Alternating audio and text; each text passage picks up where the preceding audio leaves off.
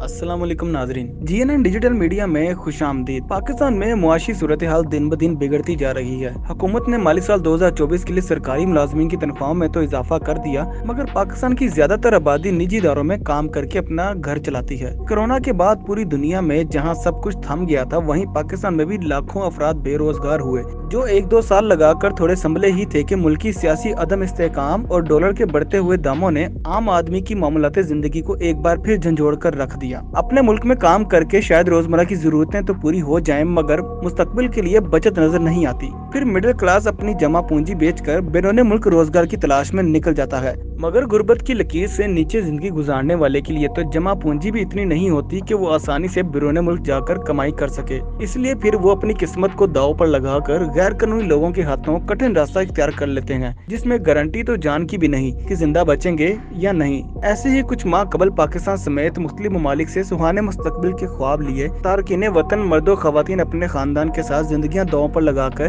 बैरून मुल्क गैर मुल्की रास्तों पर निकल गए, जिसका नतीजा ये निकला कि 14 जून साल 2023 बरोज जुमा सुबह मुख्तलिफ न्यूज चैनल्स और सोशल मीडिया प्लेटफॉर्म्स पर अफसोसनाक खबर देखने को मिलती है। मुबैना तौर पर 100 बच्चों समेत 750 मुसाफिरों पर मुश्तमिल बज़ाहिर माहीगीरों की दिखने वाली कश्ती यूनान के करीब समुद्र में उलट गई है, जिसके नतीजे में अब तक 78 अफराद की लाशें निकाल ली गई और 104 तारिकीन को बचा लिया गया, जिनमें से अभी भी कुछ की हालत तशवीशनाक है, मगर ताहाल 500 से ज्यादा अफराद लापता हैं। कश्ती में सवार पाकिस्तानियों की तादाद से मुतालिक मुतजाद इतलात हैं। गैर मुल्की मीडिया रिपोर्ट्स के मुताबिक तादाद 400 के करीब थी। जिंदा बच जाने वालों ने सफारती अमले को बताया कि कम से कम 200 पाकिस्तानी सवार थे, जिनमें से सिर्फ गुजरात से ही 50 से ज्यादा तारिकीन थे, जबकि कोटली, आजाद कश्मीर और पंजाब के दीगर अजला की तादाद अलग है। इब्तदाई इतलात के मुताबिक कश्ती बज़ाहिर लीबिया से इटली जा रही थी। आलमी खबर रसा इदारे के मुताबिक यूनान के समुद्र में तारिकीन वतन की कश्ती गुंजाइश से ज्यादा अफराद के सवार होने के बायस तेज हवाओं के थपेड़ों और बुलंद लहरों का मुकाबला न कर सकी। कश्ती का तवाज़ुन बिगड़ा और वो उलट गई, मगर जो तारिकीन बच गए उनके बयानात के बाद यूनानी कोस्ट गार्ड्स के मौक़िफ़ कमजोर नजर आते हैं। बच जाने वाले अफराद के मुताबिक मुबैना तौर पर यूनानी कोस्ट गार्ड्स की जानिब से कश्ती को रस्सी से बांधने की कोशिश की गई, जिसके बाद कश्ती एक जानिब झुक गई।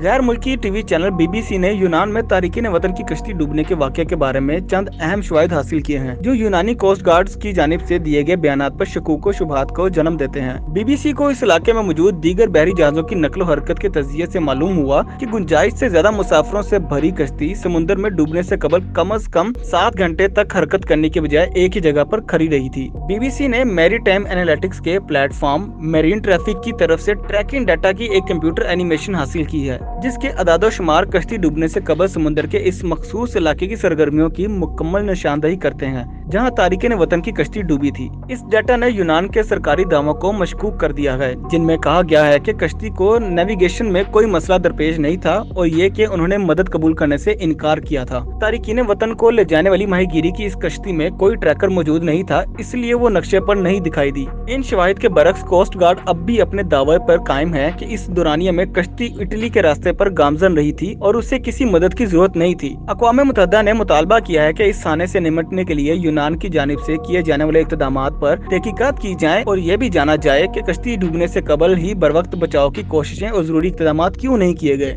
वाज़ेह रहे कि बच जाने वाले तारिकीन वतन के होशरुबा इंकशाफात के मुताबिक यूनान की हदूद से पहले ही कश्ती का नाकिस इंजन खराब हो गया और कश्ती 6 घंटे तक समुद्र में बेयारो मददगार खड़ी रही, जिसे बाद में मुबैना तौर पर यूनानी कोस्ट गार्ड्स ने रस्सी समुद्र में फेंक कर डुबो दिया। यूनान ने इसे तारीख के सबसे बड़े कश्ती हादसों में से एक हादसा करार देते हुए 3 रोजा शोक का ऐलान किया। यूनानी सदर और वजीर आज़म ने कश्ती हादसे में इंसानी जानों के ज़िया पर अफसोस का इजहार किया, जबकि सदर ने जख्मियों की अस्पताल जाकर इयादत की और उनके बेहतरीन मुआवजे की हिदायत भी की।